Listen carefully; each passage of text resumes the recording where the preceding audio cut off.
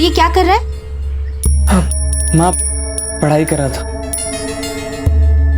ठीक है, ये ले प्रसाद और बाहर जाके भगवान के हाथ जोड़ ले। इस बार अच्छे नंबर से पास होना है। अरे जा।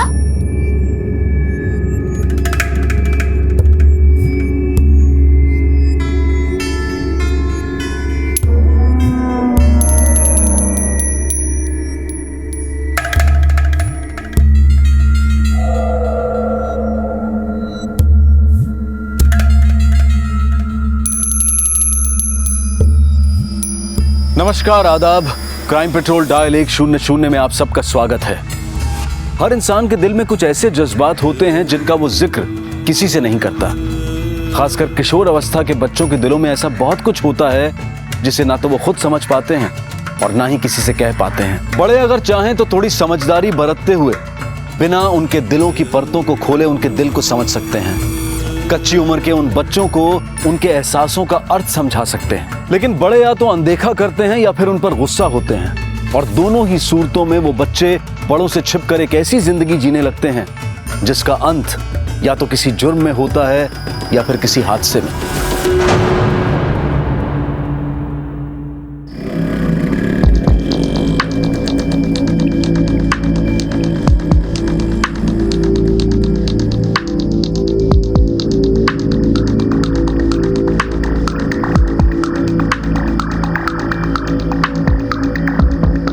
अरे डॉली भाभी, वो केशव को देखा क्या आज? क्यों, क्या हुआ? नहीं हुआ कुछ नहीं, मतलब ट्यूशन से आया नहीं अभी तक, तो मैंने सोचा कि अब तो सुबह से मैंने केशव की शक्ल तक नहीं देखी। सब्जी मंडी में नहीं आया वो तो। ये लो, अभी हो गया ना हिसाब क्लियर। संध्या भाभी आपने केशव को देखा? नहीं, क्यों, क्या हुआ? नहीं मतलब कहाँ गया पता नहीं। आपने ट्यूशन क्लास में फोन किया, शायद वहाँ लेट हो गया। अगर आपको मिले तो मैं आता हूँ।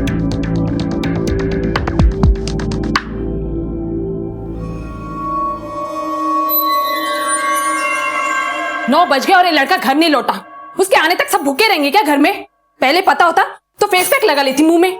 सुमित्रा, तुम तो ऐसे बोल रही हो जैसे जानबूझ के देरी से आ रहा है।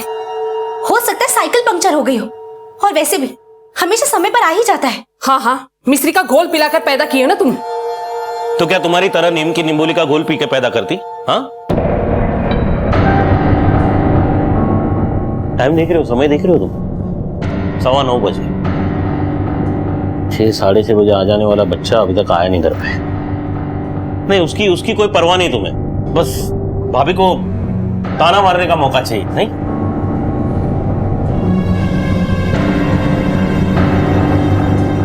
भाभी मैंने मोहल्ले में हर जगह हर किसी से पूछा, लेकिन कुछ पता नहीं चल रहा केशव का। लगता है अब पुलिस स्टेशन ही जाना पड़ेगा।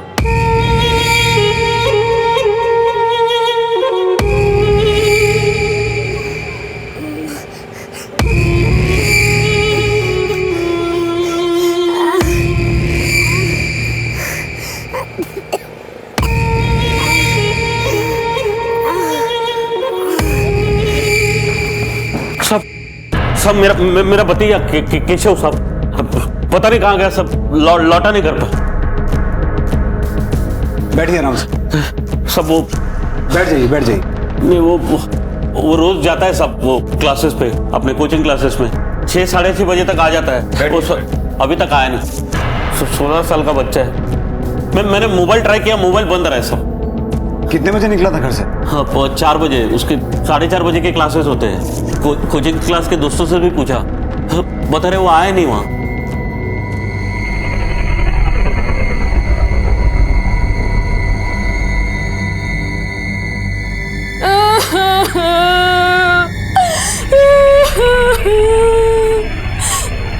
देख क्या रही हो? रोकर दिखा दिया आपको, नहीं तो कहोगी भतीजा घर नहीं आया और चाची को कुछ पड़ी नहीं है। मम्मी अब बस भी करोगी? जब देखो नाटक करती रहती हो। हम पढ़े या नहीं पढ़े? भतीजा है मेरा। 1 साल पहले बड़े भाई साहब गुजर गए, तब से मेरी जिम्मेदारी है। क्या हुआ था बड़े भाई को? मेरा मतलब मौत कैसे हुई उनकी? जी, एक्सीडेंट में। एक काम कीजिए, केशव का मोबाइल नंबर, आपका मोबाइल नंबर, आपका एड्रेस और उस कोचिंग सेंटर का एड्रेस, ये सारी डिटेल दे दीजिए। सुबह तक इंतजार करना पड़ेगा। अगर नहीं आया तो फिर तहकीकात शुरू करेंगे। ठीक है सब, लेकिन मिल जाएगा ना? भरोसा रखिए।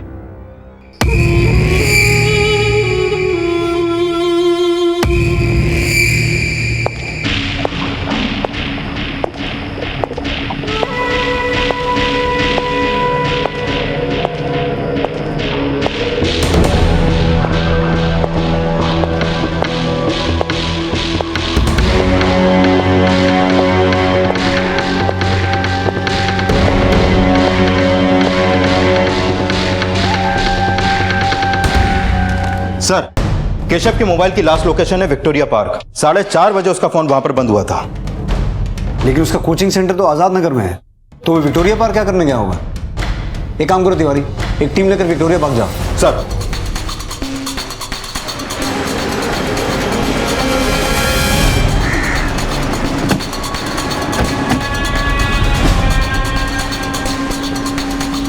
पूरा एरिया सर्च करो।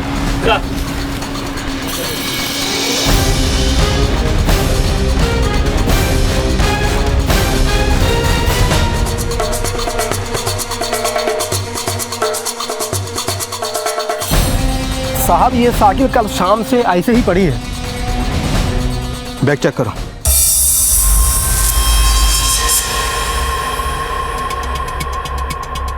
सर,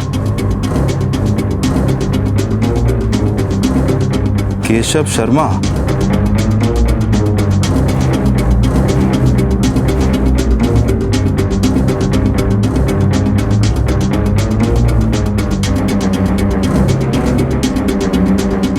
मेरे सपनों की रानी, तुम परी लगती हो आसमान की। देखता हूँ तुमको तो नजर नहीं हटती, सोते जागते तुम ही नजर आती हो। तुमको छूने की तमन्ना जागती है। सर लगता है लड़के को किसी से प्यार हो गया। कहीं से प्यार के चक्कर में किसी लड़की के साथ भाग तो नहीं गया? ये कैसी बातें कर रहे हैं आप? मेरा केशव ऐसा नहीं है। वो किसी लड़की के साथ क्यों भागेगा?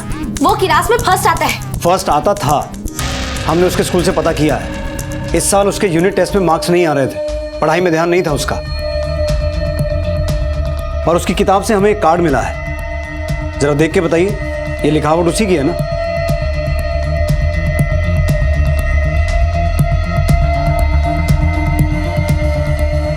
हाँ सर, उसी की। हाँ, उम्र भी तो है, तो लिख लिया होगा ऐसे ही कार्ड में। लड़की बड़की का चक्कर होता तो बता देता ना हमें। हाँ मतलब 16 साल का कौन सा बच्चा अपने परिवार से ऐसी बातें करता है? तिवारी, उसके दोस्तों से पता करो। सर, तुम्हारे दोस्त केशव का किसी लड़की के साथ प्यार व्यार का चक्कर था क्या? लड़की नहीं सर, एक आंटी है जिसके प्यार में वो पागल है। आंटी? नहीं, झूठ है ये। हो ही नहीं सकता ऐसे। अरे अपने से उम्र में बड़ी औरत के साथ प्यार करे, इतना लफंगा नहीं है मेरा बेटा। आप लोग इसे ढूंढ नहीं रहे और उल्टा उसी को जिम्मेदार ठहरा रहे। अरे उन्हें जो मिला वही देखकर कह रहे हैं ना, बेबुनियाद बातें थोड़ी ना कर रहे हैं। और प्यार होने के लिए उम्र थोड़ी देखते हैं। अरे अब आप ही की बात देखो ना, आप भी तो जेठ जी से 10 साल छोटी थी, फिर भी आपके प्यार में पागल हो गए ना वो। मैं जानता हूँ मेरे भतीजे को। इंस्पेक्टर साहब देखो, अगर ऐसा कुछ होता तो हमें पता चल जाता, बताता वो हमें। सर ऐसी बात घर में कौन बताएगा? एक तो माँ है जो उसकी चिंता में हमेशा टेंशन में रहती है, और वो दुश्मन, वो भी घर में रहती है। दुश्मन? घर में कौन दुश्मन है उसका? हाँ, थी दुश्मनी। अगर दुश्मनी कहें तो वो हमेशा मुझसे ज़्यादा मार्क्स लाता था क्लास में। वो हमेशा फर्स्ट आता था और मैं सेकंड। तो अब तो तुम खुश होगी, अब तुम फर्स्ट आ सकती हो। नहीं, वो तो वैसे भी इस साल फेल होने वाला था, तो मेरा फर्स्ट आना तो तय ही था इस साल। फिर मैं क्यों उसकी परवाह करूं? उसका तो ध्यान भी नहीं था पढ़ाई पे। चुप कर रही तू, कुछ भी अनाप शनाप बकते रहती बस। क्या पढ़ो अंदर जाकर, 1 मिनट तुम बीच में मत बोलो। इंस्पेक्टर साहब मैं बता रहा हूँ आपको कि केशव का किसी औरत के साथ कोई चक्कर वक्कर नहीं था। अरे सही तो कह रही है रितु, वैसे भी तरह तरह की बातें कानों में सुनाई दे रही है। बोल बेटा, बोल तू, बोल। बोल तो दिया, अब और क्या बोल? आपकी तरह फालतू की बात करने की आदत मेरी नहीं है। रितु, मैं पढ़ाई करने जा रहा। हमें केशव का कमरा देखना है। जी? हमें केशव का कमरा देखना है एक बार। हाँ, आइए आइए ना, आइए।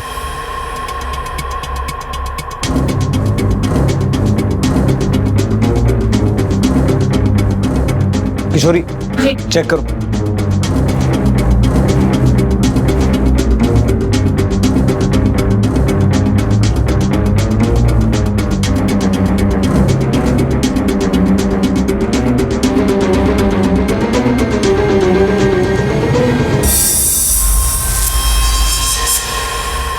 सर, ये मैगजीन और ये बिल।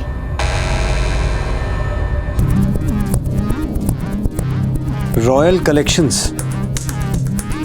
एक 16 साल का लड़का इस तरह की किताबें पढ़ता है, किसी के लिए साड़ी खरीदता है, इस बात का क्या मतलब निकालें हम? कुछ बता सकते हैं ये मैगजीन्स कहां से आती होंगी और ये साड़ी किसके लिए खरीदी गई होगी?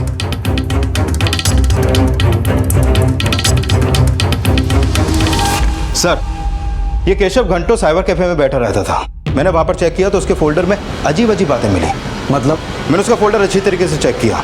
अब इस बात पर कोई शक नहीं है कि उसका किसी आंटी के साथ चक्कर था। ये रिसीट तो हमारी ही दुकान की है।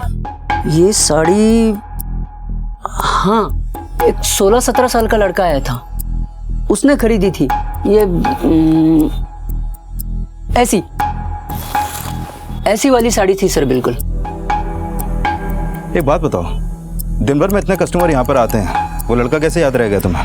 एक तो वो लड़का स्कूल यूनिफॉर्म में था और जिद पकड़ के बैठा था यही साड़ी चाहिए, इसलिए मुझे याद रहा। हाँ अंकल, ये साड़ी कितने की है? ये 800 की।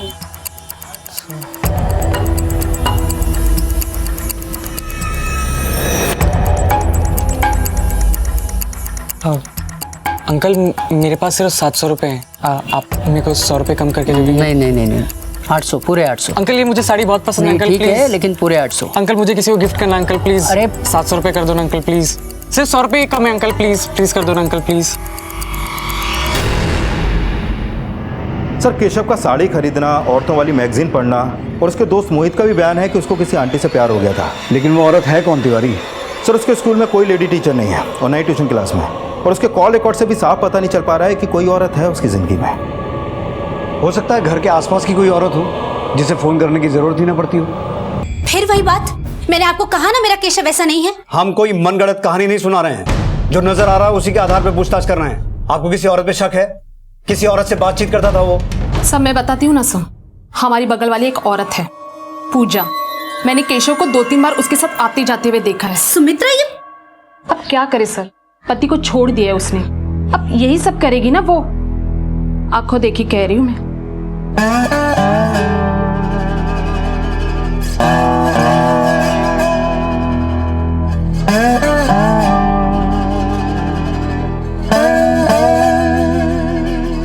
कहाँ रहती पूजा?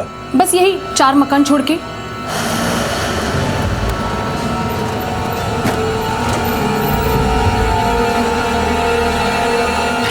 भैया पैसे। केशव एक दिन मेरे घर सामान लेकर के आ गया, इतना उसकी चाची ने देख लिया और आप सब इतनी सी बात से मेरे से पूछताछ कर रहे हैं। एक 16 साल का जवान लड़का गायब हुआ है, पूछताछ तो सबसे होगी, और खास करके उनसे जो उसे जानते हैं। ये अच्छा है, आपने उसकी चाची से ये नहीं पूछा कि उसने मेरा नाम क्यों लिया।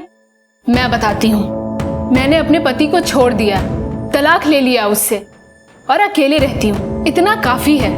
पति को छोड़ देने वाली औरत अच्छी कैसे हो सकती है? यहाँ तो लो नेक का ब्लाउज या स्लीवलेस पहन लो तो लोग ऐसे देखते जैसे औरत का चरित्र ही खराब हो। आप ये बताइए, आपका केशव के साथ रिश्ता कैसा था? पड़ोसी के बच्चे जैसा बस। आप उसकी चाची से क्यों नहीं पूछते? वो जो मोहल्ले में डॉली है, जो हर किसी के गले में हाथ डालती है, उसका क्या रिश्ता है केशव से? डॉली? कौन है डॉली?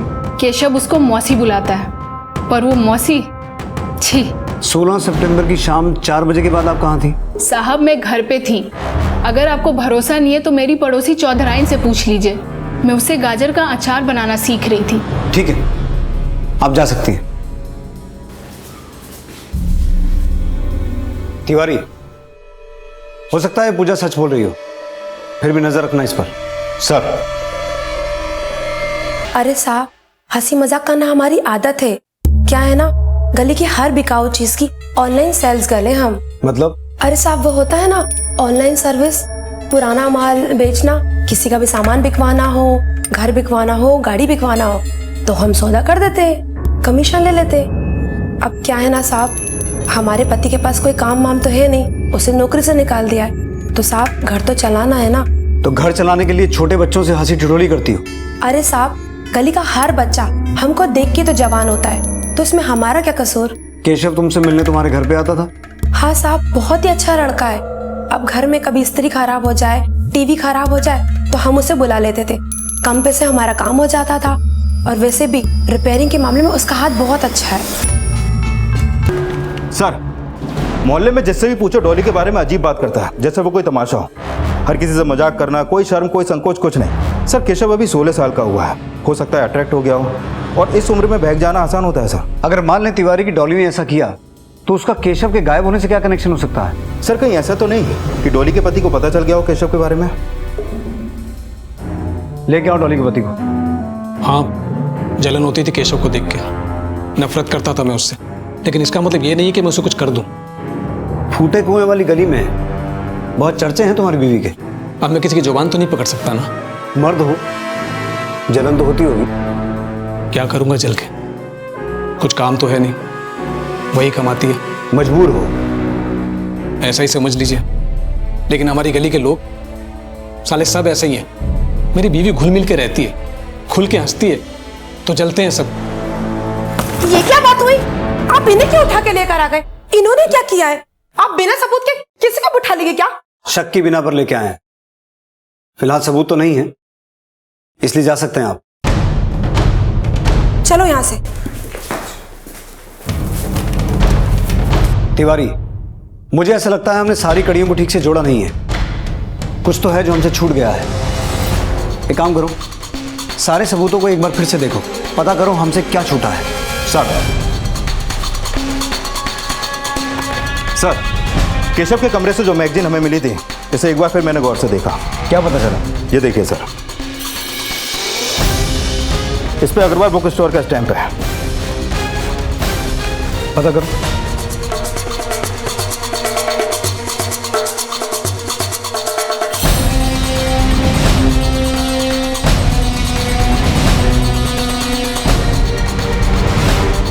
हाँ सर, ये वही मैगजीन है जो मेरे यहाँ से संध्या गुलाटी के यहाँ हर महीने जाती है, जो फूटे कुएं वाली गली में रहती है। संध्या भाभी, आपने केशव को देखा? नहीं, क्यों, क्या हुआ?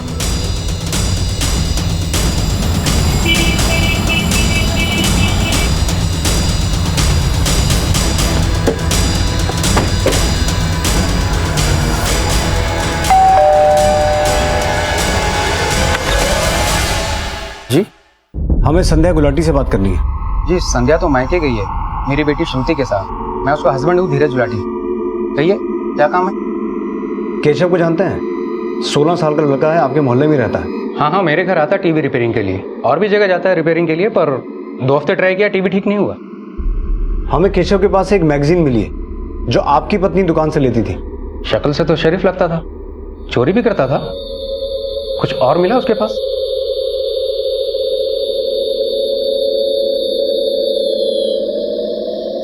मेरी बीवी संध्या और बेटी श्रुति।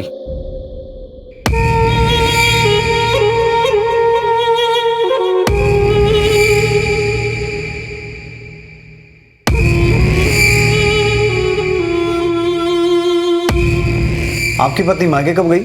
जी, 16 सितंबर को रात 9 बजे। क्यों? केशव भी 16 सितंबर को ही गायब हुआ था। वो अपने घर से निकला शाम को 4 बजे और संध्या निकली रात को 9 बजे। धीरज ने संध्या के मायके का जो नंबर दिया है, वहाँ फ़ोन करके पता करो कि वो मायके पहुँची भी कि नहीं। अब मुझे लगने लगा है तिवारी कि केशव के गायब होने का संध्या के मायके जाने से कोई ना कोई कनेक्शन तो है। सर, आपका शक एकदम सही निकला। संध्या और उसकी बेटी मायके पहुंची ही नहीं, और उसके मायके वालों को भी नहीं पता था कि वो घर आने वाली है। लेकिन अगर ऐसा है तो धीरज को कैसे नहीं पता कि उसकी बीवी अभी तक मायके पहुँची ही नहीं? कहीं वो केशव के साथ भाग तो नहीं गई? और अगर भागी है तो उसके पति ने अभी तक कंप्लेंट क्यों नहीं लिखवाई? हमारा तो एक मामूली सा झगड़ा हुआ था और गुस्से में घर छोड़कर चली गई। मैंने सोचा कि 2-3 दिन में लौट आएगी, इसलिए मैंने उसके मायके फ़ोन करके कंफर्म भी नहीं किया कि वो वहाँ पहुँची कि नहीं पहुँची। लेकिन सर, अगर वो वहाँ नहीं गई तो फिर कहाँ चली गई सर? मेरी बच्ची श्रुति भी उसके साथ है सर। उसे ढूंढिए सर, प्लीज उसे ढूंढिए सर। अंदर से बॉक्स मिला है, रॉयल कलेक्शन।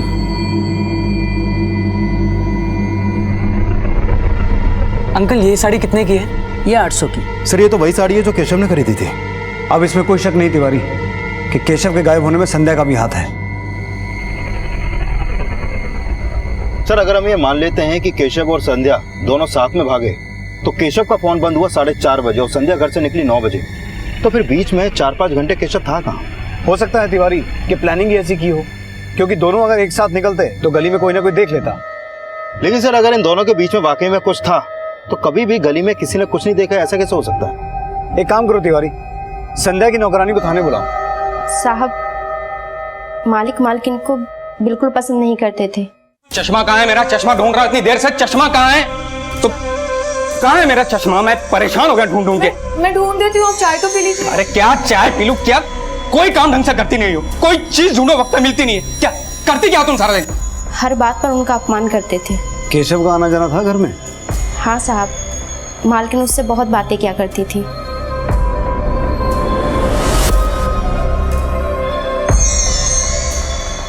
केशव आओ चाय पी लो।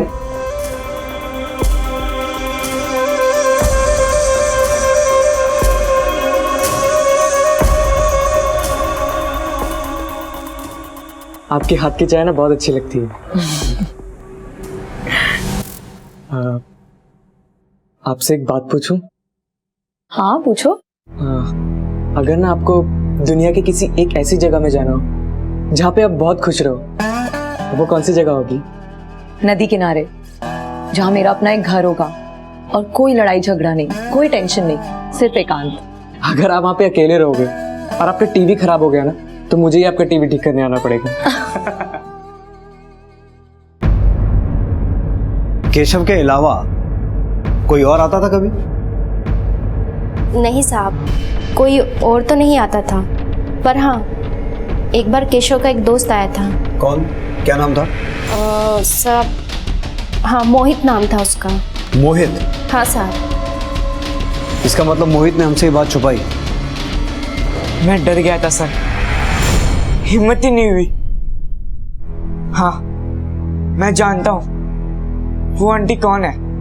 केशव तू 16-17 साल का और वो आंटी तुझसे उम्र में डबल है, तो कहीं पागल तो नहीं हो गया? ये मुझे ना वो बहुत अच्छी लगती है। पर यार अपनी कोचिंग क्लासेस स्कूल में भी तो लड़की है यार, उनको पटा ले। यार उनमें ना वो बात नहीं है जो ना संध्या में। अब मैं इन लड़कियों से बात करूँ ना तो बड़ा बोर लगता है, संध्या से बात करूँ तो बहुत अच्छा लगता है। उनकी आंखों में देखता हूँ ना तो मेरे दिल को ना कुछ हो जाता है। यार वो ना बहुत दुखी रहती है और मैं ना उनको दुनिया की सारी खुशियां देना चाहता हूँ। सारा मोहल्ला बात कर रहा है, मैं तो कहती हूँ उसे घर से निकाल ही दो, नहीं तो कल को हमारी भी थुथु होगी। मम्मी चुप रहो ना, हमेशा यही करती रहती है। पढ़ाई करनी, मुझे एग्जाम सर पे है। क्या करूं मैं क्या सुमित्रा, मतलब चाहते हुए भी मैं। निकालना चाहते हैं मुझे?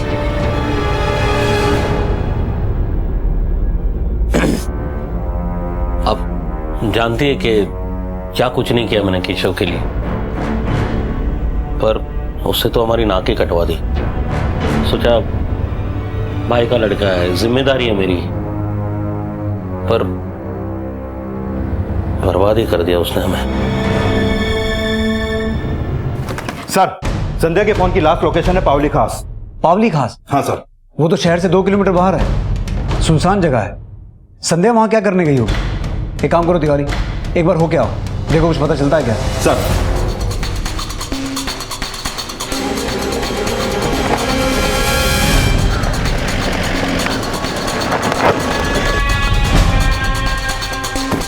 आसपास के एरिया में सब जगह चेक करो, कोई ना कोई क्लू तो जरूर मिलेगा। Okay sir. सर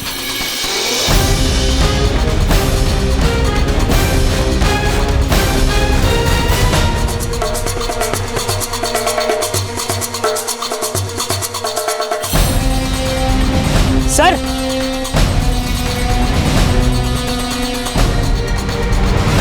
खोदो यहाँ पर।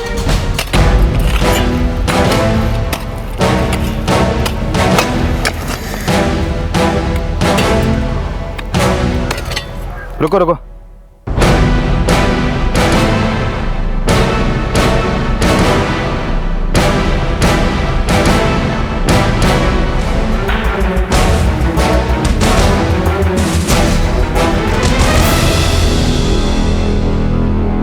संध्या, संध्या, संध्या क्या हुआ तुम्हें? संध्या सर क्या हुआ मेरी बीवी को? क्या हुआ संध्या? संध्या संध्या संध्या क्या हुआ तुम्हें? संध्या सर ये आप क्या कह रहे हैं? वो मेरी जिंदगी थी। 16 सितंबर की रात से लेके 17 की सुबह तक आप कहाँ थे? सर आप मुझ पे शक कर रहे हैं? मैं घर पे ही था और टीवी पर मैच देख रहा था, और मुझे परेशान करने की बजाय आप मेरी बेटी को ढूंढिए। वो पता नहीं किस हालत में होगी सर। प्लीज प्लीज उसे ढूंढिए सर, प्लीज। तिवारी, इनकी बेटी श्रुति की फोटो हर तरफ सर्कुलेट करवाओ। सर। पकड़ो इस सबको, पकड़ो, चलो इधर चेक करो।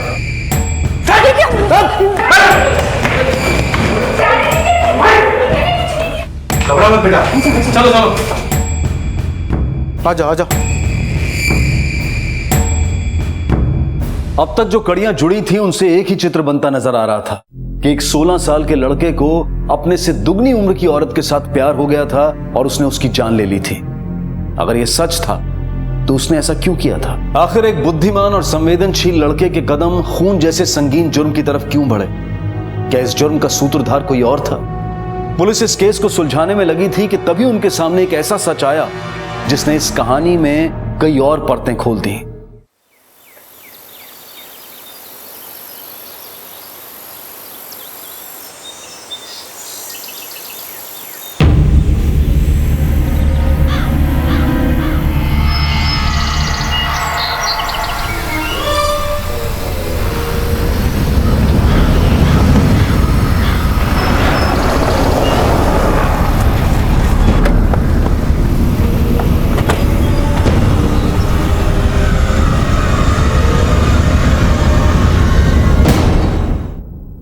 यादव, इसकी बॉडी चेक करो और तुम लोग आसपास का एरिया सर्च करो।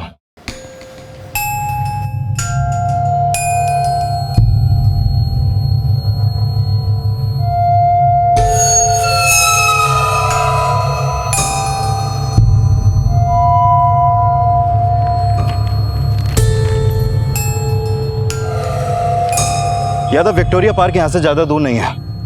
मतलब केशव पार्क में अपनी साइकिल छोड़ के यहाँ पर आया या फिर इसे लाया गया? एक काम करो, इसकी फैमिली को इन्फॉर्म करो और बॉडी को पोस्टमार्टम के लिए भेजो। सर।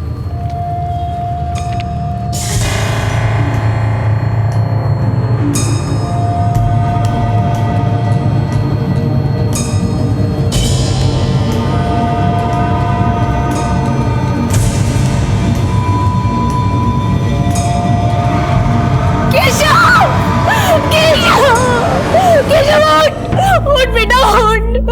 केशव, तू ऐसे मुझे छोड़ के नहीं जा सकता। केशव उठ जा, उठ जा बेटा।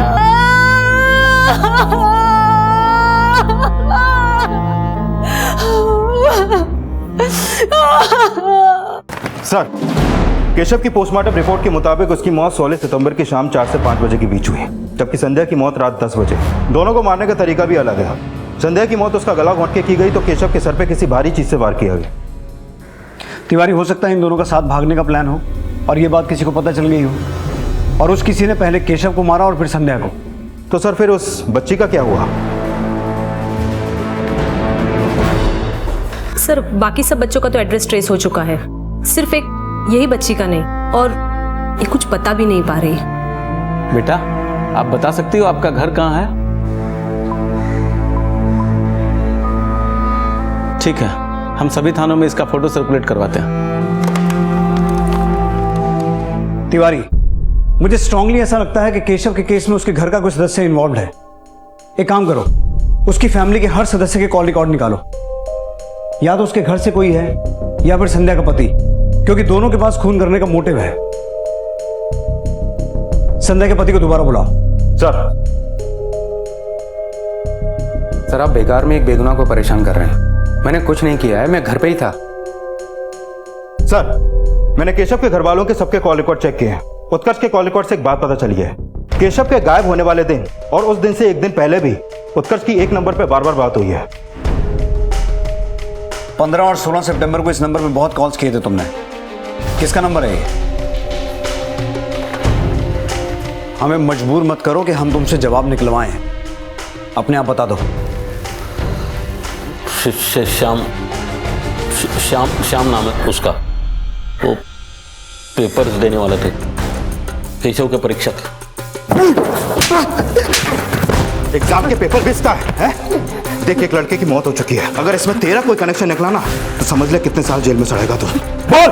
नहीं साहब, मैं तो बाल बच्चे वाला आदमी, मैं तो खाली पेपर बेच रहा था, उसी से थोड़े पैसे बना लेता और अपने परिवार का पेट भरता। मेरा इसमें कोई हाथ नहीं, सच बोल रहा था। फेल तो नहीं होने देता ना सर, मैं कैसे उसे मैं क्या करता, यही चाहता था बस पास हो जाए वो। यहाँ मैंने पेपर्स का इंतज़ाम किया और वहाँ वो गायब हो गया। पेपर्स पहुँचा ही नहीं पाया सर मैं उससे। अगर अपने भतीजे के रिजल्ट की इतनी चिंता थी तो उससे बात करनी चाहिए थी, उसे समझाना चाहिए था। तुमने तरीका ही गलत चुना। सर एक minute, Adarsh Nagar police station से एक फोटो आई है, श्रुति से मैच करती है। कंफर्म करो, अगर श्रुति है तो यहाँ बुलवा लो। सर। क्या श्रुति मिल गई? हाँ मैं अभी आ रहा हूं बस।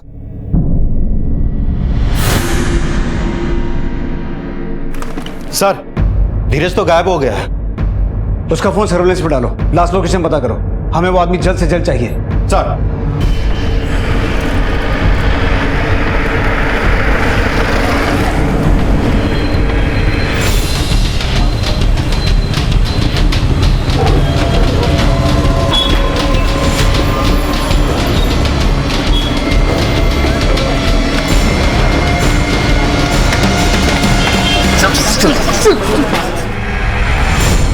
मैं और मम्मी नानी के घर जा रहे थे, रास्ते में पापा आए और बहुत गुस्से में था मैं, इसलिए मैंने जानबूझकर अपना फोन बंद किया ताकि किसी को पता न चले।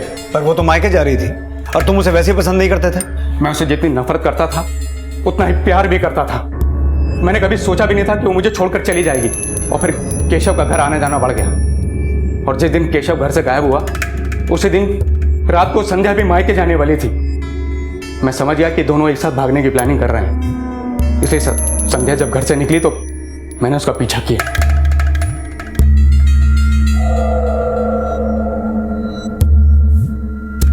संध्या इधर आओ जरा, मुझे तुमसे कुछ बात करनी है। लेकिन बेटा हम जरा अभी आते हैं। चलो चलो। अरे आप मुझे कहाँ ले जा रहे हैं? अरे आओ ना, मैं बताता हूँ, इधर आओ जाओ। अरे लेकिन आप कहाँ लेकर जा रहे हैं मुझे? पहले तू बता कि तू कहाँ जा रही है? हाँ? और कहाँ है वो केशव? उसी साथ भाग रही है तू? ये कैसी बात कर रहे हैं आप? जब देखो तब मेरा अपमान करते रहते हैं और ऊपर से मुझसे ऊटपटांग बातें कर रहे हैं। मैं क्या पागल हूँ जो 16 साल के लड़के के साथ भागूंगी? मैं आपसे तंग होकर अपने मायके जा रही हूँ। झूठ बोल रही है तू। पहले बता कहाँ मिलने जा रही है उससे?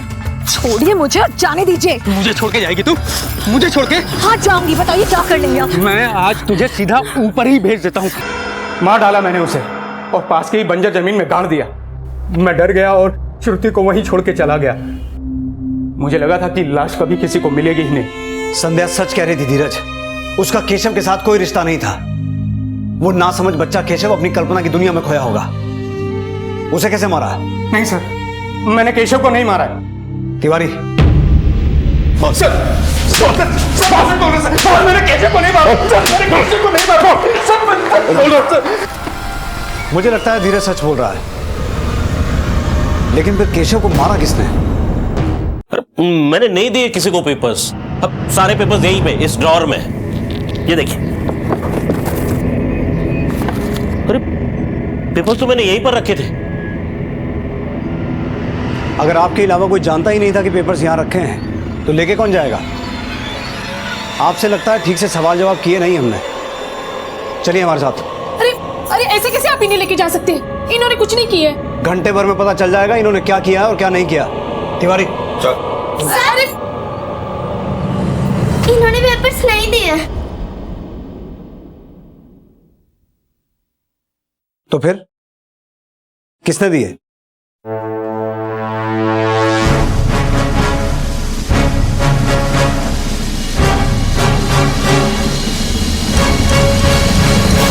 हाँ, मैंने पेपर्स चुराए थे क्योंकि मैंने पापा को उस आदमी को पैसे देते हुए देख लिया था।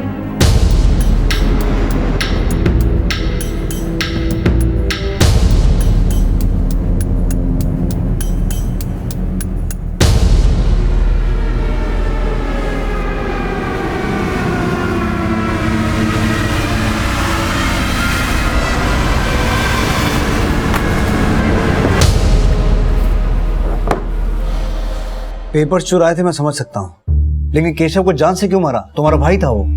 और मैं क्या करती सर? पापा को बस हर वक्त केशव के रिजल्ट की चिंता लगी रहती थी। मैं भी पढ़ाई में अच्छी थी, मुझे भी IIT में जाना था, पर मैं लड़की हूँ इसलिए मुझे कोई सुविधा नहीं हुई। और मम्मी भी बस दिन रात एक ही रट लगाए रहती थी, शादी तो करनी है, शादी तो करनी है, पढ़ लिख कर क्या करोगे? और पापा, उनके भाई क्या गुजर गए, उनके लिए तो केशव ही सब कुछ हो गया। जलन स्वाभाविक है, पर जान से मारना? और केशव तो पढ़ाई में पिछड़ रहा था, तुम्हें तो खुश होना चाहिए था। वो अगर फेल भी हो जाता तो पापा को उसी की चिंता लगी रहती। उसके लिए पेपर्स, और मेरे लिए क्या? 3 लाख रुपए दिए उन पेपर्स के लिए। इतने में तो हमारा एडमिशन किसी अच्छे कॉलेज में हो जाता।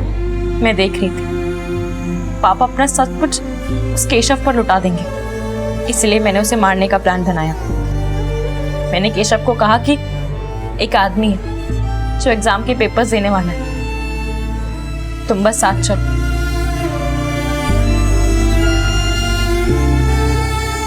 बोल, तूने मुझे साइकिल छोड़ के क्यों बुलाया? अरे साइकिल को पहचान लेगा तो चोरी छुपे काम कर रहे हैं। तू एक काम कर, अपना फोन भी स्विच ऑफ कर दे। वो आदमी बस आते ही होगा, चल के पेपर्स ले लेते हैं। ऐसे तू मेरी मदद क्यों कर रही है? तू तो जलती है ना मुझसे। और देख, मुझसे कोई मजाक मत करना, ठीक है ना? अरे नहीं बाबा, पेपर्स मिलेंगे तो मेरे भी काम ही आएंगे, भरोसा रखा। और ये देख, एक पेपर तो अभी मेरे पास ही है। पेपर तो असली लग रहे। चल ठीक, एक बार देख ही लेते। चल। तब तक मैं उसका फोन स्विच ऑफ करवा चुकी थी। फिर मैं उसे कंस्ट्रक्शन साइट पर ले गई। अब तक वो आदमी आया क्यों नहीं? कब आएगा? हाँ, तू यहीं रुक, मैं देख के आती हूँ। आसपास ही होगा।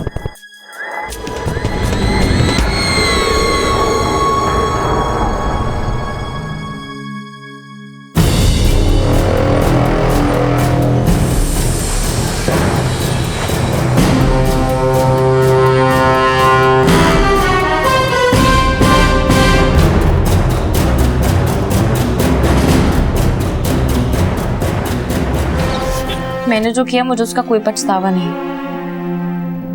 क्योंकि मेरे फ्यूचर की चिंता किसी को भी नहीं थी। इसलिए मैंने मेरा फ्यूचर अपने हाथों में ही ले लिया।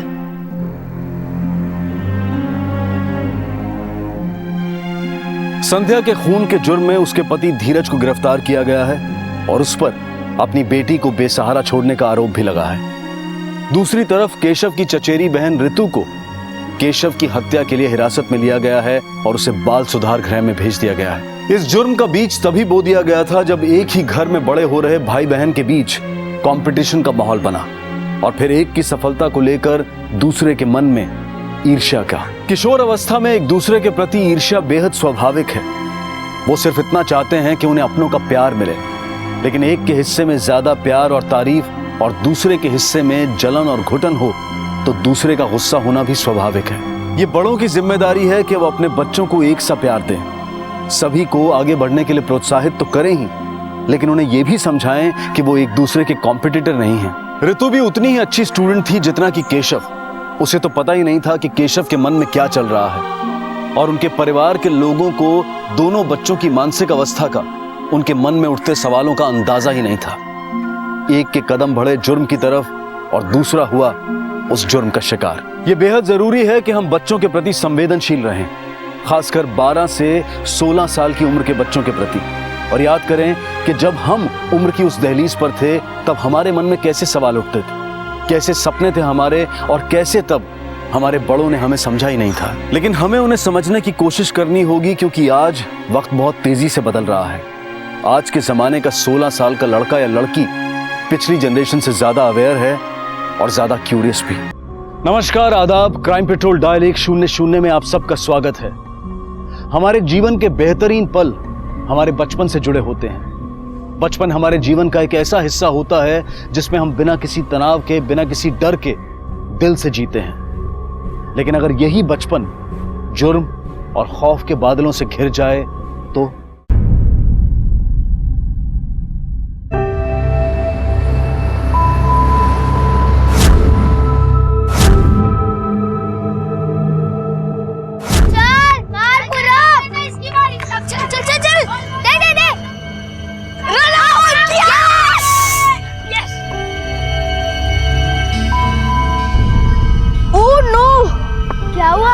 सॉरी यार, अब मैं जाता हूँ, पापा के आने का टाइम हो गया है। अरे अनुज, हम तो थोड़ी देर बाद जाने वाले हैं, तो सब एक साथ जाते हैं। नहीं नहीं, 5 बजने वाले हैं। अगर पापा के आने से पहले मैं घर पे नहीं पहुंचा ना तो मेरी शामत है। तू कैसे अपने पापा को बर्दाश्त कर सकता है? अगर मैं तेरी जगह होता ना तो कब का घर छोड़ के भाग जाता। मन तो मेरा भी करता है यार। चलो अब मैं जाता हूँ, मेरी बैटिंग कल दे देना। ठीक है, चलो चलो चलो चलो चलो।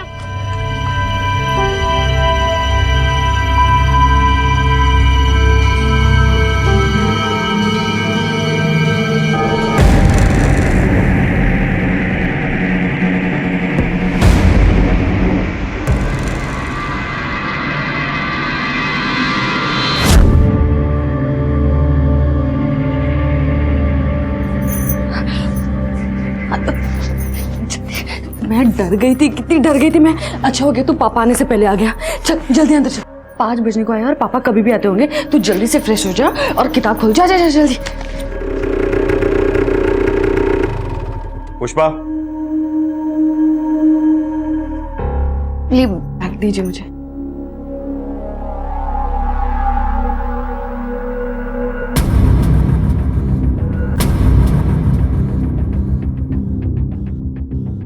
मैं आपके लिए चाय और पानी लेकर आती हूँ।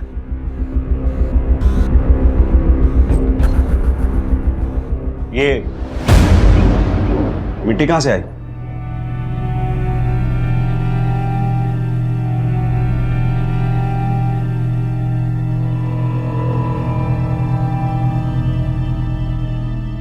क्या छुपा रही है? कुछ नहीं। दिखा क्या छुपा रही है?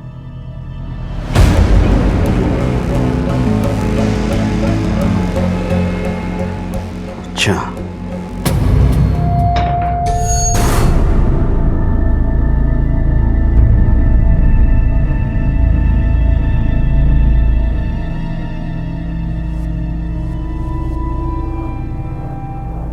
ले दूध पी ले, तेरा दर्द ठीक हो जाएगा।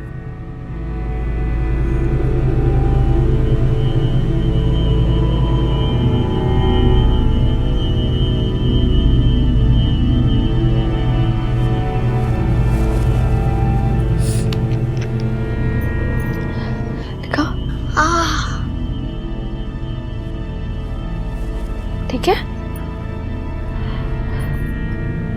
मम्मी, क्या मैं इतना बुरा हूँ जो पापा ने मुझे इतना मारा? नहीं बेटा, तुम तो वर्ल्ड के बेस्ट बेटे हो। तो पापा मुझे इतना हेट क्यों करते हैं? वो वर्ल्ड के बेस्ट पापा नहीं है, बट तुम तो वर्ल्ड के बेस्ट बेटे हो ना। तू चिंता मत कर, मेरे पास एक रास्ता है, तेरी सारी तकलीफें दूर हो जाएगी। पापा की डांट, उनकी मार, ये सब पीछे छूट जाएगा।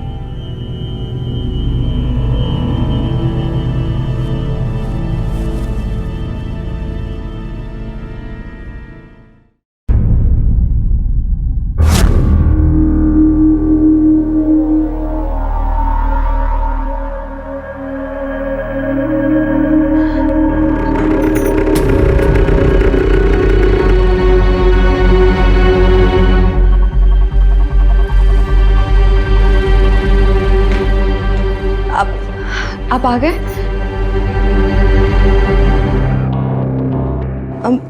मैं आपके लिए पानी लेकर आती हूँ। अनु दिखाई नहीं दे रहा है? आज अभ्यास करने नहीं बैठा है वो साहिल के घर गया है, उसका कोई प्रोजेक्ट है ना, उसके लिए। मैं बुला कर लाती हूँ ना उसे। ये रुक,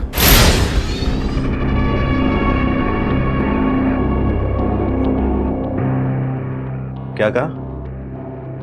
साहिल के घर पे गया है? सर ये मेरा बेटा अनुज है सर। कल शाम से घर नहीं लौटा था। कहाँ गया था आपका बेटा? कहीं नहीं सर, घर के बाहर खेलने गया था सोसाइटी के बच्चों के साथ। सर हमने सोसाइटी में सबसे पूछताछ की, मैं उनके घर भी गया लेकिन वो कहीं नहीं मिला।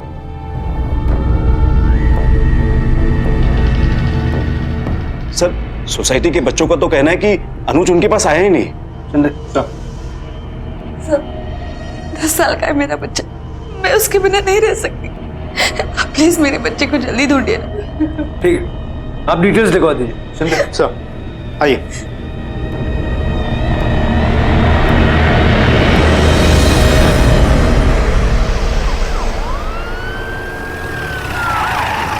जयंत आया था यहाँ घर पर। मेरे बेटे ने उससे कहा भी कि वो नहीं जानता कि अनुज कहाँ है, और सर ये सच में उससे मिला ही नहीं।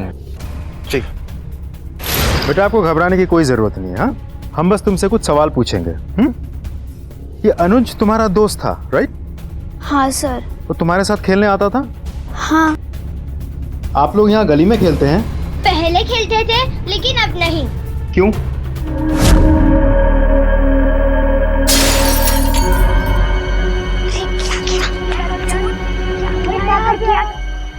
अरे मेरे घर का टीवी तोड़ दिया। किसने मारा है बॉल? ये किसने मारा है? मैंने तुम लोग को 1000 बार मना किया है इधर क्रिकेट नहीं खेलने का, लेकिन इधर ही खेलोगे तुम लोग।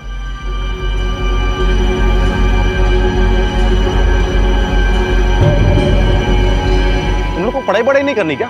ए बाबू, क्या हुआ? बच्चे हैं, खेल खेल में होता रहता है ऐसे। तेरे घर का टीवी नहीं टूटा है ना, इसके लिए ऐसा बोल रहा है। अपने काम से काम रख, समझा ना? मेरे काम में टांग मत अड़ा। किसने मारा है बॉल?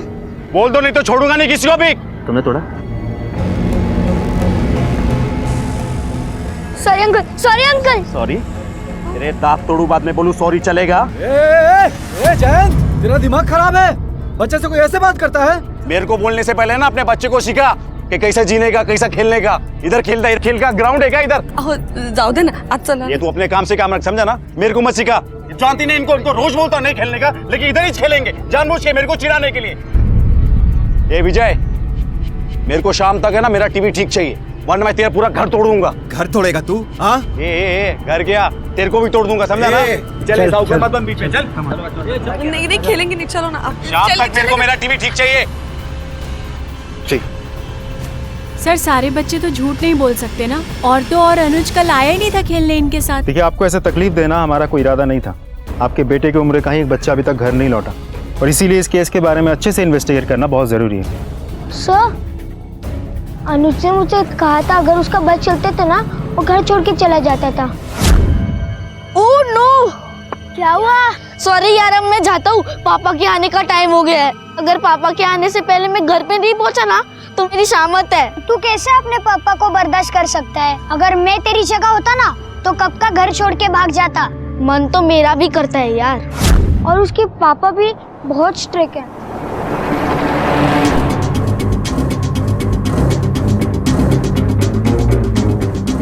पापा मुझे इतना हेट क्यों करते हैं? वो वर्ल्ड के बेस्ट पापा नहीं है, बट तुम तो वर्ल्ड के बेस्ट बेटे हो ना। तू चिंता मत कर, मेरे पास एक रास्ता है। तेरी सारी तकलीफें दूर हो जाएगी। पापा की डांट, उनकी मार, ये सब पीछे छूट जाएगा।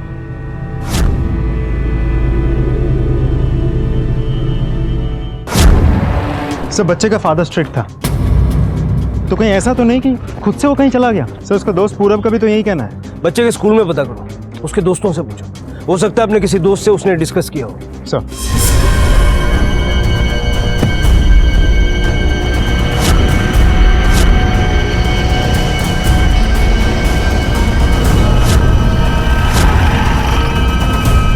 मैं अपने बच्चे के साथ स्ट्रिक्ट था, इसका मतलब ये नहीं कि मैं उसे प्यार नहीं करता था। और बच्चों की सही परवरिश के लिए कभी कभार ऐसा करना पड़ता है। इसमें कोई, इसके लिए कोई घर छोड़ के थोड़ी जाएगा। पुष्पा जी, आप तो हमेशा अनुज के साथ रहती थी, माँ है आप उसकी। आपको क्या लगता है? अनुज ने मुझे कहा था कि वो खेलने जा रहा है, और मैं मेरे बच्चे को अच्छी तरह से जानती हूँ। वो मुझसे कभी झूठ नहीं बोलता है। मम्मी, अब मैं बड़ा हो चुका हूँ, मैं अपनी शर्ट खुद पहन सकता हूँ। मैं जानती हूँ कि तू बहुत बड़ा हो गया, लेकिन मैं मम्मी हूँ ना, फिर मम्मा को तो आदत है ना। चलो मम्मा, अब मैं जाऊँ? आराम से जाना। हाँ, आज मैं जल्दी घर आ जाऊंगा, ज्यादा नहीं खेलूंगा। बाय। अगर उसने कहा है कि वो खेलने जा रहा है तो वो खेलने गया होगा। अनुज अपने दोस्तों के साथ कहाँ खेलने जाता था? सोसाइटी के पास जो ग्राउंड है वहां पर।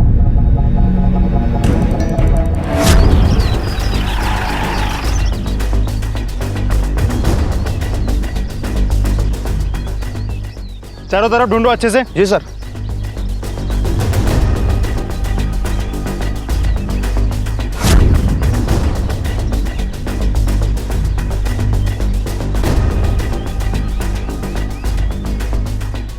सर यहाँ कुछ मिला है सर?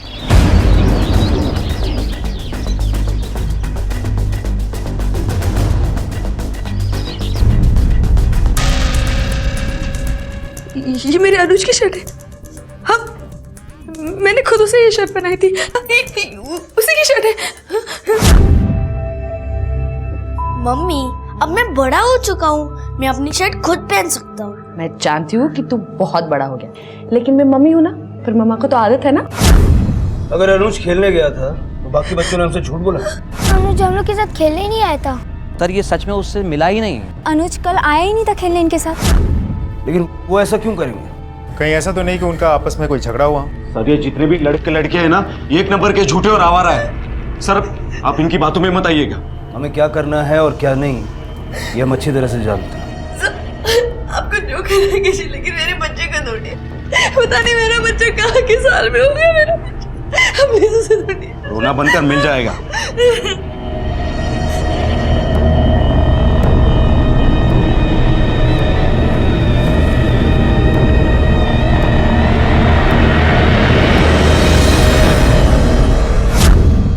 सर मैंने काफ़ी लोगों से पूछताछ की, शक की सुई अनुज के पिता जयंत की तरफ ही घूमती है। हर किसी का यही कहना है कि बहुत गुस्से वाला है, बर्ताव भी बहुत अजीब सा है। अनुज के लापता होने के बाद काफ़ी लोगों ने जयंत को अनुज को ढूंढते हुए देखा था। हो सकता है अनुज उसे मिल गया हो और गुस्से के मारे जयंत के हाथों कोई अनहोनी हो गए और उस पर पर्दा डालने के लिए वो ये सब कर रहा है। कितने बजे निकला था जयंत अनुज को ढूंढने के लिए? करीब 5:15 से 5:30 के बीच। 5:15 से 5:30। अनुज दोपहर के 3 बजे घर से निकला था, तो 2 घंटे अनुज कहाँ होगा? शिंदे कहीं ऐसा तो नहीं कि ये बच्चे हमसे कुछ छुपा रहे हैं या कोई उन्हें मजबूर कर रहा है हमसे कुछ छुपाने के लिए? मुझे लगता है अनुज उनके साथ खेलने ही गया होगा।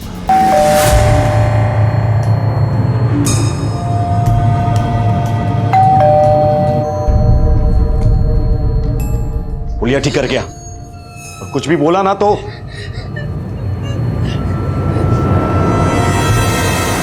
क्या बात? काफी आवाजें आ रही थी आपके घर से। सर मेरे बेटे के बारे में कुछ पता चला? पुष्पा जी का कहीं नजर नहीं आ रही। हमें उनसे भी बात करनी है। आपको जो बात करनी है आप मेरे से भी कर सकते हैं। पुष्पा जी, आपको क्या लगता है अनुज अपनी मर्जी से घर से भागा होगा? सर मेरा बेटा घर से क्यों भागेगा? और आपको ऐसा क्यों लगता है कि हम यहाँ ये बताने के लिए नहीं आए कि हमें ऐसा क्यों लगता है। तो मेरा बेटा अपनी मर्जी से कहीं जा ही नहीं सकता? पुष्पा जी, आप तो अनुज की माँ हैं, अनुज के बारे में हर छोटी बात जानती होंगी। ऐसा कुछ है जो आप हमें बताना चाहती हैं? सर हमें पुष्पा जी से अकेले में कुछ बात करनी है। लेकिन सर वो प्लीज।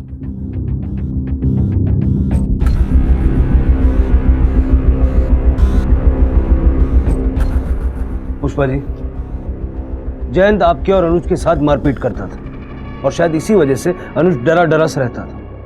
आपके चेहरे पे जो निशान है ये साफ बता रहे हैं कि आपके साथ घरेलू हिंसा हुई है। नहीं सर, ऐसा कुछ नहीं है। वो मैं बाथरूम में फिसल कर गिर गई थी, इसलिए निशान। पुष्पा जी, आपके सच और झूठ पे ये निर्भर करता है कि अनुज इस वक्त कहाँ है और कितनी जल्दी उसे वापस लाया जा सकता है। क्या जयंत उसे ज्यादा मारता पीटता था? क्यों गया आपका बेटा घर छोड़ के? आप ये समझने की कोशिश कीजिए कि आपका एक बयान आप ही के बेटे को ढूंढने में हमारी मदद कर सकता है। अनुज अपने पापा से काफी डरा डरा रहता था।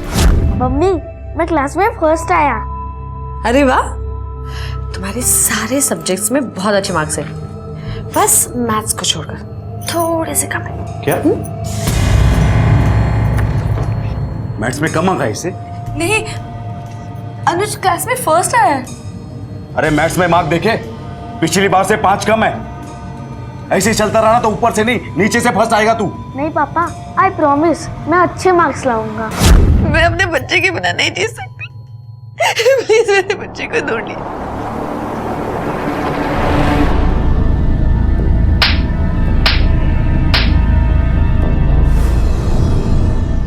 अनुज का क्या किया उसके साथ? अरे आप लोग अजीब बातें कर रहे हैं। मैं खुद आया था कंप्लेन लिखवाने। अगर मैंने कुछ किया होता तो मैं आपके पास आता ही क्यों? मैं सच कह रहा हूं सर, ये उन सोसाइटी के बच्चों ने मेरे अनुज के साथ कुछ किया। मैं कैसे कुछ कर सकता हूं सर? मैं बाप हूं उसका। ये बच्चे बड़े शैतान हैं सर, ये उन्हीं का करा धरा है।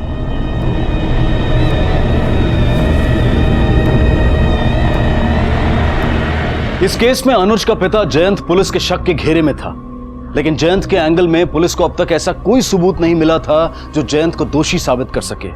और इसी बीच इस केस में एक ऐसा पड़ाव आया जिसने इस केस की दिशा और दशा दोनों ही बदल कर रख दी। जयंत, जयंत दरवाजा खोल। अरे इतना बेल क्यों बजा रहा है? जयंत मेरा बेटा कहाँ है? ये कॉलर छोड़, मेरा चढ़ा के रखे क्या? मेरे को क्यों पूछ रहा है? मेरा दिमाग में सटका, मेरा बेटा कहाँ, चुपचाप बता दे, समझा? तेरा बेटा किधर है मेरे को कैसे पता होगा? मैं जानता हूँ मेरे बेटे को तूने छुपाया है, और मैं अभी तक पुलिस के पास नहीं गया हूँ, समझा ना? जाना तो जाना, धमकी किसको दे रहा है? डरता है क्या मैं? तू ऐसे नहीं बताएगा। देख मैं क्या करता हूँ, जानता हूँ। जो करना है ना कर, इधर ही खड़ा हूँ मैं। अब तो तू क्या, तेरे बाप भी बताएगा। और तुम लोग क्या है, नाटक चल रहा है क्या? इधर चलो अपने घर। आ जाते हैं, आया बड़ा धमकी देने। सर मैं 100% श्योर हूँ वो कमीने जयंत ने मेरे बेटे को गायब किया है। सर मेरा बेटा स्कूल से निकला था घर जाने के लिए, लेकिन अभी तक घर नहीं पहुंचा। आप साहिल की फोटो दीजिए, हम तुरंत उसे ढूंढना शुरू कर दें। सर प्लीज जल्दी कुछ कीजिए सर, मुझे बहुत डर लग रहा है। Sir please. फिलहाल आप जा सकते। Thank you sir. इस फोटो को चारों तरफ सर्कुलेट करो, खबरियों को एक्टिव करो, और इनके घर से लेकर साहिल के स्कूल तक के एरिया को अच्छी तरीके से खंगालो, और पता करो कि उस दौरान जयंत कहाँ था। जयंत अपने बेटे के गायब होने के पीछे सोसाइटी के बच्चों को जिम्मेदार समझता। सर मुझे पूरा यकीन है कि अनुज को गायब करने में इन्हीं का हाथ है। किसकी बात कर रहे हो? सर हमारी सोसाइटी के लड़के, ये उन सोसाइटी के बच्चों ने मेरे अनुज के साथ कुछ किया। हो सकता है कि उसने बदला लेने के लिए ऐसा किया।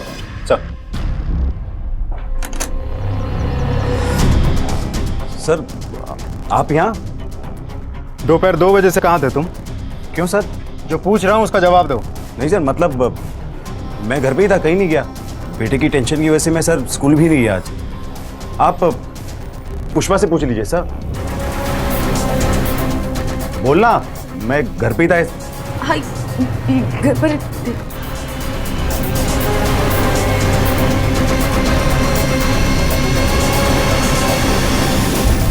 सर मैंने बच्चे की फोटो चारों तरफ सर्कुलेट कर दी, जैन से भी पूछताछ की है, लेकिन उसका कहना यह है कि उस वक्त वो घर पे ही था। मैंने पुष्पा से भी ये बात कंफर्म की है, लेकिन पुष्पा मुझे थोड़ा सा अंडर प्रेशर लगी, इसीलिए मैंने जैन के कॉल ट्रायंगुलेशन रिकॉर्ड मंगवाए। Excuse me sir. Sub inspector Shinde speaking.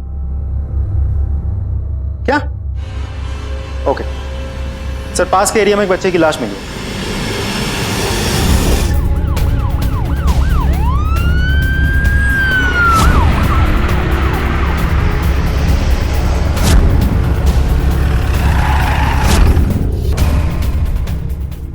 एक तर टाकीमध्ये सर मुलाची बॉडी अवघा टाकीमध्ये हो ते टाकीमध्ये। जयंत तूने ही मेरे बच्चे को मारा है, मैं तुझे छोड़ूंगा नहीं। अरे अश्विन तू क्या बोल रहा है? हम लोग का खुद का बच्चा लापता है, मैं तेरे बच्चे के साथ कुछ क्यों करूंगा? क्योंकि तू सारे बच्चों से नफरत करता है। अरे तू खुद के अपने बच्चे से नफरत करता है।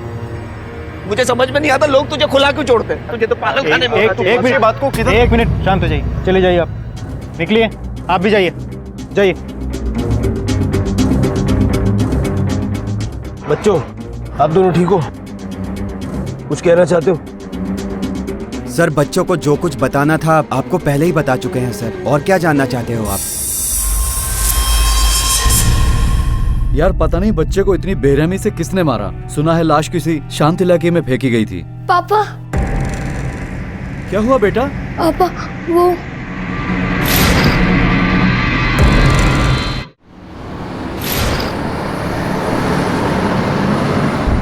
देखो बेटा, डरने की कोई बात नहीं, हम है ना? बोलो। सर जिस दिन अनुज मिसिंग हुआ था ना, उस दिन हमने आपसे सच नहीं बोला था, और हमारी अनुज के साथ लड़ाई हुई थी। अरे अरे जल्दी करो, अरे नहीं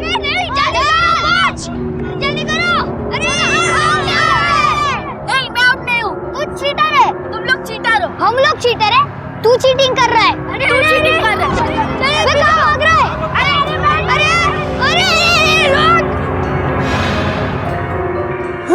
अनुज रुक, मुझे मेरी बैटिंग दे। नहीं, मैं आउट नहीं हूँ। मुझे मेरी बैटिंग दे, मैं बोल रहा हूँ। नहीं, फिर तूने क्या कर दिया? चलो यहाँ से भाग जाते। अगर अनुज के डैडी को ये सब पता चल गया तो फिर आज हम पे शामत आ जाएगी। चलो जल्दी। अंकल, अनुज हमारे सपने में आता है। उस दिन से आज तक हमें बहुत डर लगता है। और उसने साहिल को मारा होगा सर, वो हम दोनों को भी मारेगा। मुझे एक बात बताओ, वो गड्ढा कहाँ है जिसमें अनुज गया? उधर जहाँ हम लोग क्रिकेट खेलने जाते हैं ना, उधर है।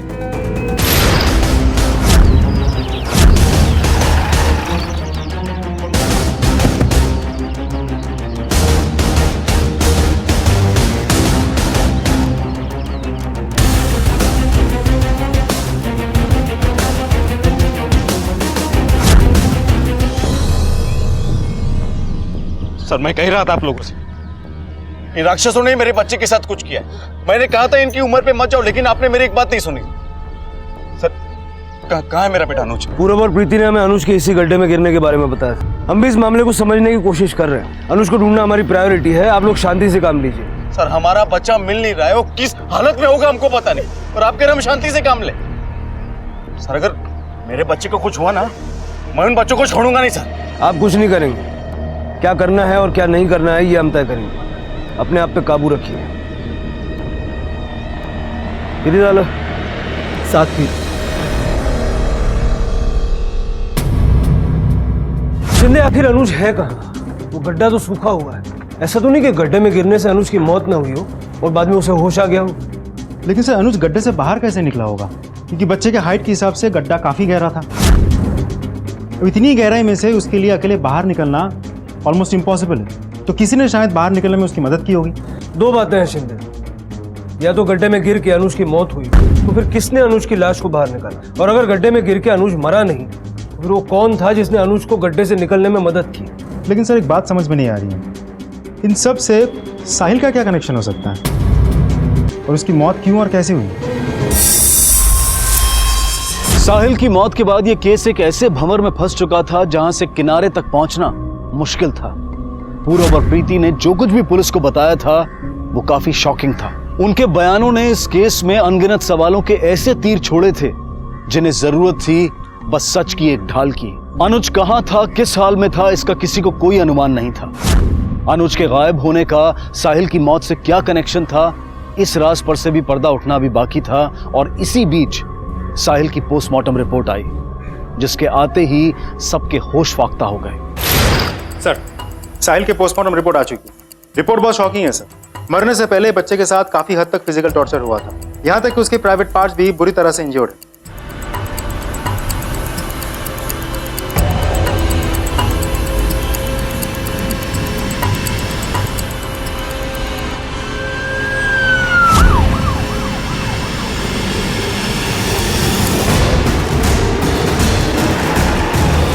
सर ये आप क्या कह रहे हैं सर? मेरे साहिल के साथ?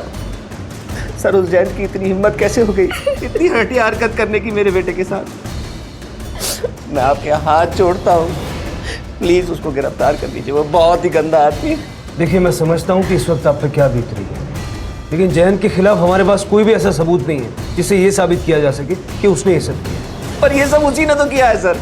देखिए अश्विन जी, मुजरिम कोई भी हो, कानून के शिकंजे से ज्यादा देर दूर नहीं रह सकता।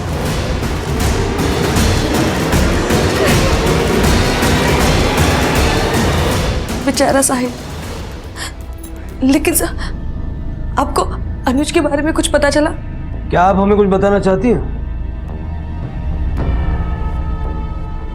सब मुझे पता है कि आपको लग रहा है कि साहिल को जयंत ने मारा, लेकिन ऐसा नहीं है।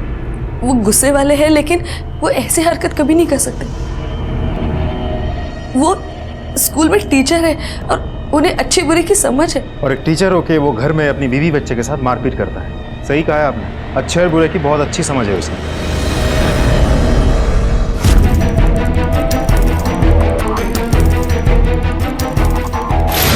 हाँ सर, सुना तो है। घर पे वो जल्लादों की तरह पेश आता है, पर यहाँ तो उन्हें कभी गुस्सा करते नहीं देखा है। सर आज तक किसी एक बच्चे ने भी उनकी शिकायत नहीं की है, न ही टीचर के साथ उनकी कोई अनबन हुई है। अगर ऐसा होता तो हम एक्शन ले चुके होते। Thank you. पुष्पा ने जयंत का फेवर क्यों लिया? सस्पेक्ट जयंत है, लेकिन ये पक्का नहीं बोल सकते कि सब कुछ उसी ने किया है। कहीं ऐसा तो नहीं कि साहिल को किसी और ने मारा हो? कोई ऐसा जिसके साहिल के परिवार से गहरी दुश्मनी थी। सर लेकिन अनुज का कोई अता पता नहीं है, मुझे तो उसकी फिक्र हो रही है सर। अनुज की फोटो सारे न्यूज़पेपर में छपवा दो और स्टेट के सारे पुलिस स्टेशन में सर्कुलेट करवा दो। उसके बारे में एक छोटी से छोटी खबर भी हमारे लिए बहुत इंपॉर्टेंट साबित हो सकती है। Okay sir.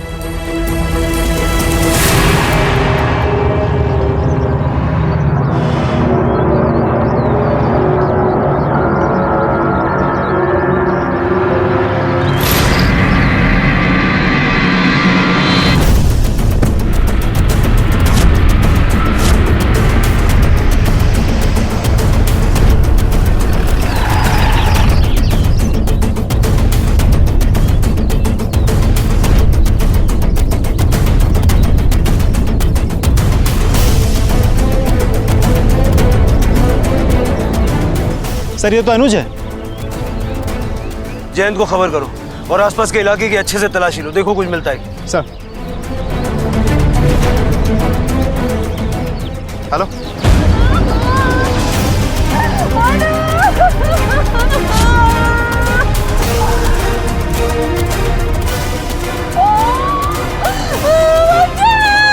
बॉडी को पोस्टमार्टम के लिए भेजो।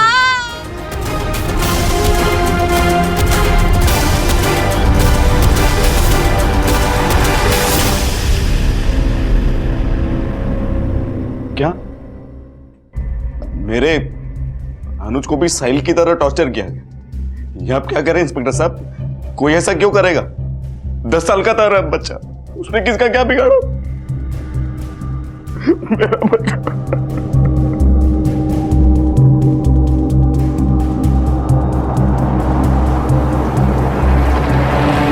सर मुझे नहीं लगता साहिल और अनुज के मर्डर के पीछे जयंत का हाथ हो सकता है, कोई और भी हो सकता है सर। शिंदे, लेकिन हमने इन दोनों फैमिलीज का बैकग्राउंड भी तो चेक किया, दुश्मनी वाले एंगल में भी कुछ खास हाथ नहीं आया। सर, मुझे आपको एक बात बतानी है। बोलिए। मुझे नहीं पता ये बात कितनी ठीक है, लेकिन अनुज जब भी क्रिकेट खेल कर आता था वो मुझे कहता था कि कोई उसका पीछा कर रहा है।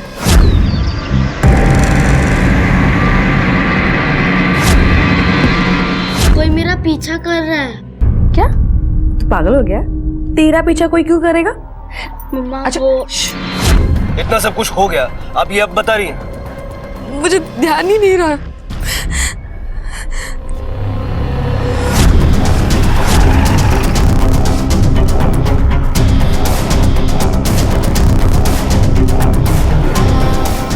शिंदे, होना हो ये किलर कहीं आसपास का ही है। दोनों बच्चे एक ही सोसाइटी के थे।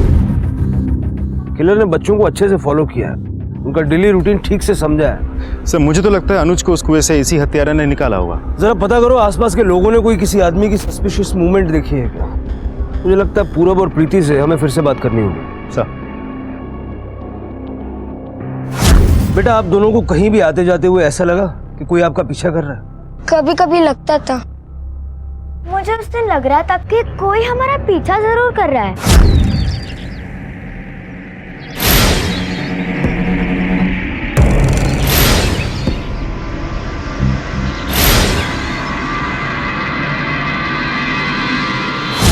बेटा, जो कोई भी तुम्हारा पीछा कर रहा था, क्या तुम्हें लगता है कि किसी ने उसे देखा है?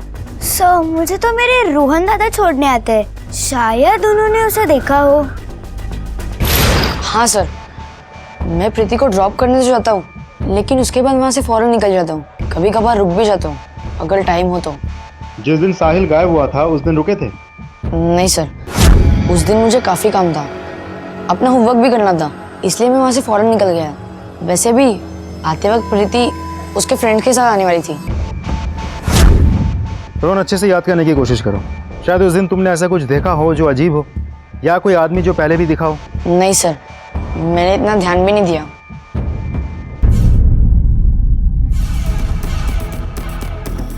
सर, मैंने सारे फैमिलीज के बारे में अच्छे से चेक किया। अश्विन हमेशा से अपने बेटे साहिल को लेकर ओवर प्रोटेक्टिव था। बचपन से लेकर आज तक उसने कभी अपने बेटे को किसी काम के लिए रोका नहीं। प्रीति के फैमिली, प्रीति अपने माँ बाप और भाई के साथ रहती है। प्रीति के फैमिली में कोई प्रॉब्लम नहीं है। प्रीति के फादर आर्मी में जवान है। इस ड्यूटी की वजह से अक्सर बाहर रहना पड़ता है। अब पूरब की फैमिली जॉइंट फैमिली में एक चाचा भी है, चेतन। मैंने इस चेतन के बारे में पूछताछ की, रिकॉर्ड क्लीन नहीं है सर। पास में पुलिस रिकॉर्ड रह चुका है, तो शायद इन दोनों हत्या के पीछे उसी का हाथ हो। इस चेतन को चाय पीने के लिए थाने बुलाओ। अगर कुछ भी गड़बड़ हुआ तो नाक से पानी पिला दूंगा। Okay sir. उस वक्त एक लड़की के साथ मेरा अफेयर चल रहा था। उसके घर वाले खिलाफ थे, तो मुझे रास्ते से हटाने के लिए उन्होंने झूठा केस डाला था सर।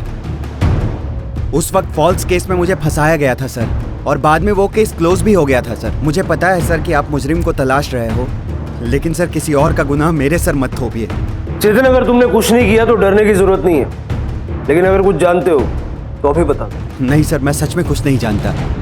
ठीक है, फिलहाल जा सकते हो, लेकिन अगर जरूरत पड़ी तो दोबारा बुलाएंगे। जी सर।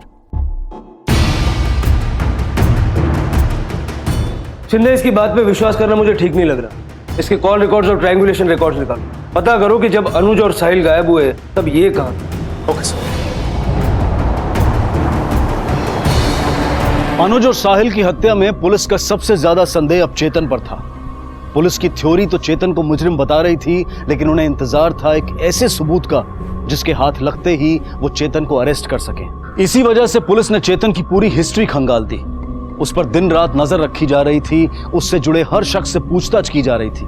लेकिन इसके बावजूद अब तक इस केस में सामने आए दोनों ही मेन सस्पेक्ट्स यानी कि चेतन और जयंत के खिलाफ पुलिस कोई सबूत इकट्ठा नहीं कर पा रही थी। इनके कॉल रिकॉर्ड्स और बाकी की डिटेल्स इतनी साफ थी कि इन पर शिकंजा कसना नामुमकिन सा हो रहा था। यह केस एक ऐसे डेड एंड पर पहुंच गया था जहां से यू टर्न लेकर इस केस को रिविजिट करना पुलिस के लिए जरूरी हो गया।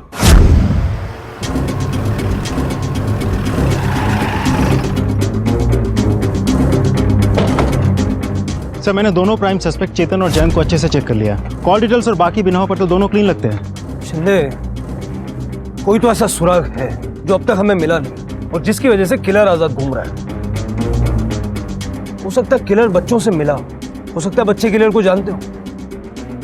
इनमें से जिन जिन के पास सेलफोन है सबके कॉल रिकॉर्ड्स और ट्रायंगुलेशन रिकॉर्ड्स निकालो। Okay sir.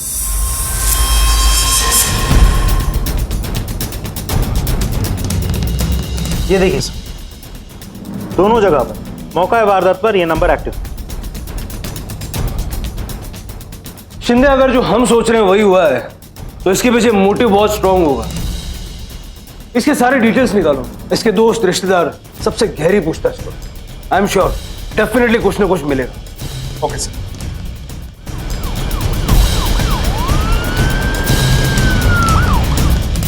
रोहन, साहिल और अनुज की मौत कैसे हुई? सर, ये सवाल आप मेरे रोहन से क्यों पूछ रहे हैं? ये सवाल मैं रोहन से इसलिए पूछ रहा हूँ क्योंकि रोहन का मोबाइल उन दोनों लोकेशन पे एक्टिव था जहां से हमें साहिल और अनुज की लाश मिली।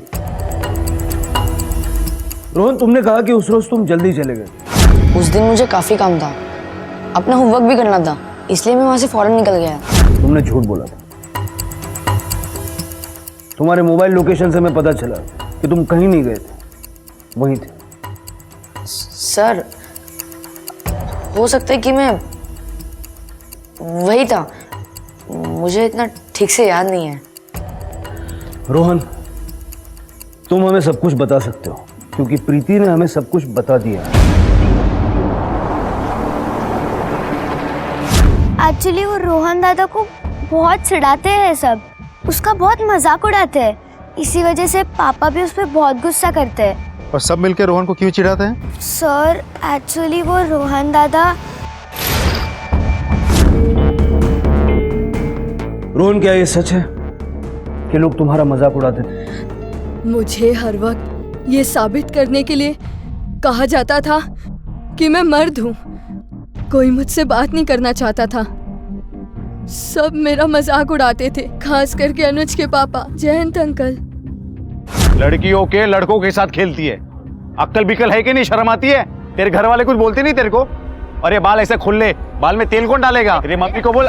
छोड़ो उसे। तू मेरे को रोकेगा? तेरा नाम रोहन नहीं, रोहिणी होना चाहिए, रोहिणी। हाँ,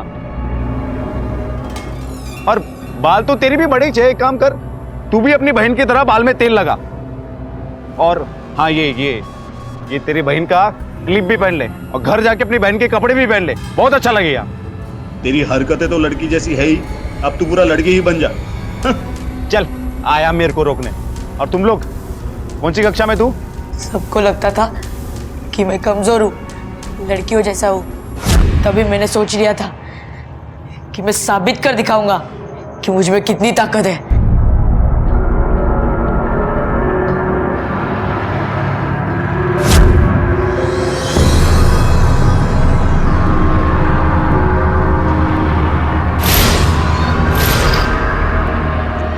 अनुज, अनुज उठ।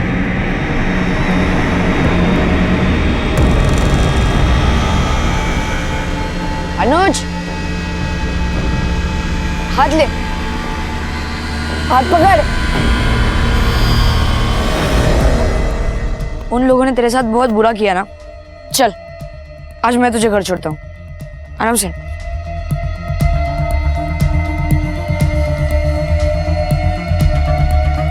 जब कल तक मेरा मजाक उड़ाने वाले आज मेरे सामने हाथ जोड़कर मुझसे भीख मांग रहे थे कि मैं उन्हें छोड़ दूं। अनुज के बाद साहिल को भी मैंने इसी वजह से मारा। उन दोनों को मार के मेरा कॉन्फिडेंस वापस आ गया। अब कोई मुझे ये नहीं कह सकता कि मैं कमजोर हूं, मैं लड़कियों जैसा हूं। अब सब मुझसे डरेंगे, सब। रोहन,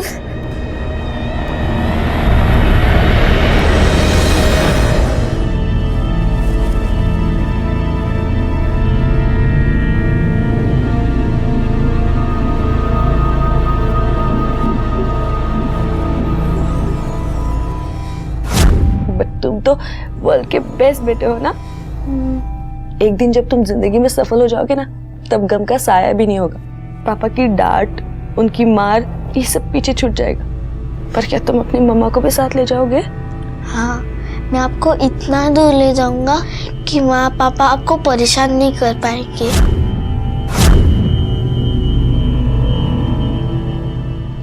हम अक्सर आज की जनरेशन पर ताने कसते हैं। ये कहते हैं कि आज के बच्चे मॉरल वैल्यूज और संस्कारों से बहुत दूर हैं।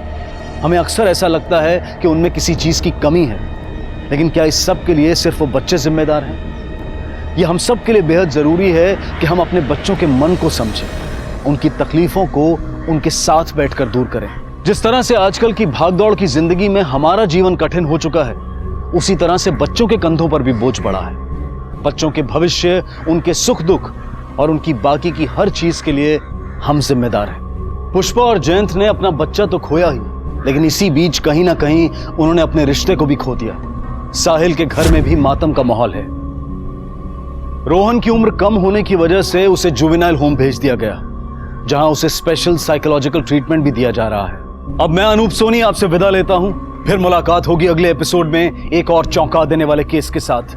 तब तक अपना और अपने परिवार का ख्याल रखें और देखते रहें क्राइम पेट्रोल डायल 100। सबक एक को, सीख हम सबको। जय हिंद। क्राइम पेट्रोल के और भी दिलचस्प कहानी देखने के लिए हमारे चैनल को सब्सक्राइब करें और बेल आइकॉन दबाना न भूलें।